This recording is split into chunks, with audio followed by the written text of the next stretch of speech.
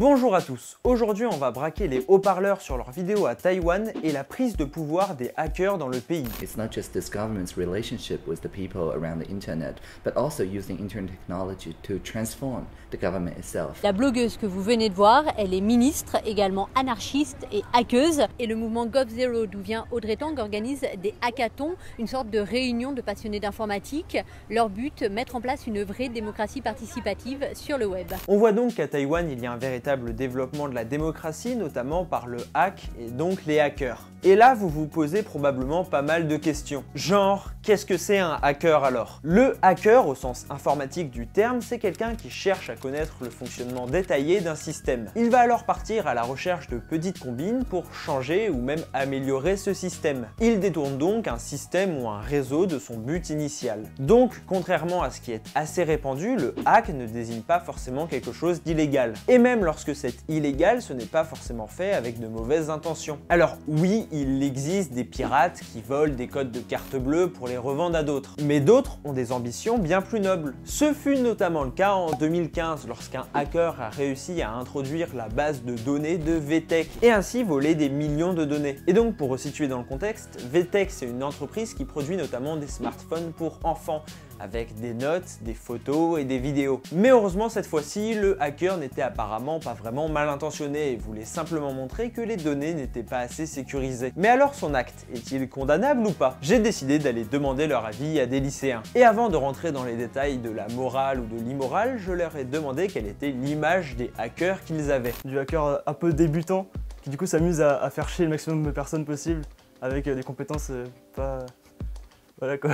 Quelqu'un qui pirate des trucs genre privés. Plutôt une image négative de quelqu'un qui est plutôt intelligent mais avec des intentions malveillantes. Donc même si certains préfèrent prendre leur distance avec cette image du hacker seul dans sa chambre, celle du hacker qui est dans l'illégalité reste tout de même. Je leur ai donc demandé s'ils savaient que certains hackers faisaient le bien. Ouais, je savais, ouais. Je trouve ça pas mal. Ils avaient l'air plutôt au courant et je leur ai donc demandé si selon eux ces hackers étaient condamnables ou pas. Enfin si, les prévient pour leur dire que là il y a une faille pour qu'ils renforcent le système, non. Quand tu vois leur talent en quelque sorte, ils devraient peut-être être plutôt engagés par des personnes pour qu'ils les aident, pour trouver leurs failles et autres. D'un côté, ils n'ont pas respecté la loi, mais ils devraient juste trouver un moyen de trouver un poste avec ce qu'ils arrivent à faire. Enfin, faut être vraiment ultra gentil, parce qu'ils pourraient très bien revendre la même information à des organisations malveillantes, entre guillemets, et se faire beaucoup plus d'argent. Après, je pense qu'ils devraient être engagés par les entreprises faites pour ça, une entreprise qui cherche justement toutes les failles des sites. Globalement, selon ces lycéens, il faudrait que les hackers soient engagés dans la société qu'ils ont hackée pour s'occuper de la sécurité. Tout cela engendre pas mal de questions, notamment au niveau de la loi, mais aussi de la morale. J'ai donc décidé d'aller poser mes questions à un expert. Je suis donc allé interviewer Frédéric Bardot, qui a écrit un livre sur les Anonymous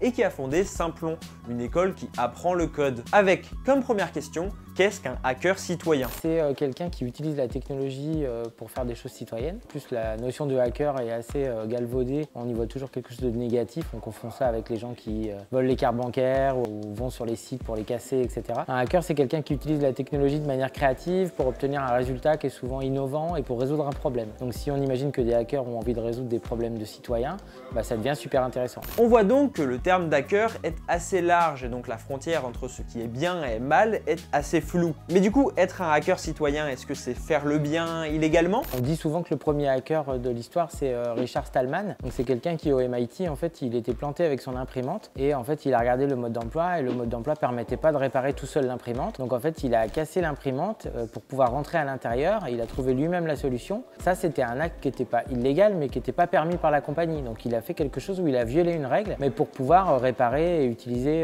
quelque chose qui a mieux marché que ce qu'avait fait le constructeur. Donc dans l'histoire du hacking, il y a toujours un truc où en fait on prend des libertés avec la règle. Pas forcément pour faire le mal et c'est pas forcément illégal, mais il y a quand même l'histoire voilà, de passer par un autre chemin que celui qui était prévu. Le hacker n'est donc pas forcément dans l'illégalité, mais pourtant c'est parfois le cas. Alors, que peut risquer un hacker citoyen? Un hacker, à partir du moment où il joue un petit peu avec la ligne jaune et avec les règles, il est considéré pour l'instant comme un criminel informatique. Et les premiers syndicalistes qui ont fait des grèves dans les usines, comme il n'y avait pas le droit de faire la grève, ils étaient considérés comme ils allaient en prison. Parce que le la grève n'était pas autorisée. Les hackers, c'est un peu la même chose. C'est-à-dire que pour l'instant, quelqu'un qui fait quelque chose dans un système informatique et qui n'était pas autorisé, c'est un criminel. Maintenant, les choses sont en train de changer. Il y a eu des gens à la NSA qui ont fait fuiter des choses. On appelle ça les lanceurs d'alerte. Donc là, pour le coup, je pense que le droit va changer, mais le droit change toujours moins vite que la société. Mais si quelqu'un fait quelque chose qui est un petit peu illégal, mais pas trop, qui n'a pas de dommages, qui détruit rien et qu'en plus ça fait avancer la citoyenneté et la démocratie, il n'ira pas en prison.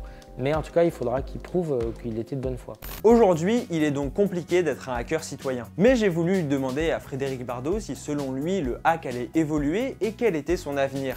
Pour le coup, l'instinct du hacker, c'est-à-dire celui qui va trouver une solution créative qui n'était pas prévue pour résoudre un problème, celui-là il existera toujours, il a toujours existé. Même avant l'informatique, il y avait des hackers, je sais pas, avec des silex et des bouts de bois ou je sais pas quoi, on peut être un boulanger hacker. Maintenant que le numérique est partout, pour le coup, il va y avoir de plus en plus de possibilités de faire des choses qui s'appellent du hacking.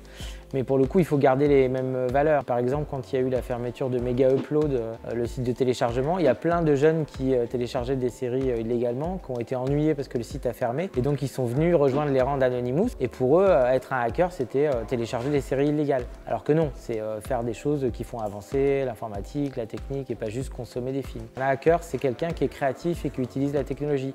C'est pas un voleur de carte bancaire. Donc, plus on démocratisera le fait que les hackers ont deux visages, mais qu'ils utilisent les mêmes méthodes, mieux ce sera pour le hacking, je pense, et pour les citoyens aussi.